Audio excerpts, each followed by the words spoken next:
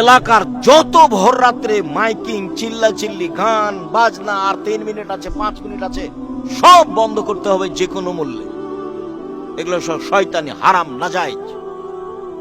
এগুলো তো শেষ রাতে আল্লাহকে ডাকার সময়। আর মাইকের চিল্লাচিল্লিতে আমি ডাকতে পারি না, বলতে পারি না। কি যে বুঝায় ফিতনাবাজ। শরীয়ত বুঝে, ওর বাবা বুঝে। ফিতনাবাজ ও কি দেখাতে চাই? আর 4 মিনিট আছে সাহারির সময়। কে বলেছে 4 মিনিট আছে সাহারির সময়?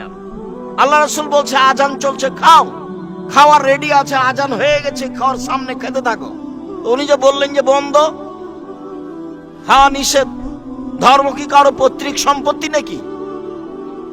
চিল্লাচিল্লি, সর্ব ধরনের চিল্লাচিল্লি হারাম, নাজায়েজ। শায়রিন বাজানো যত আছে সব হারাম। একটাই পথ, আজান। হবে না, হয় হবে না। 20-30 বছর আগে আমাদের মা চাচিরা সিয়াম থাকতো না?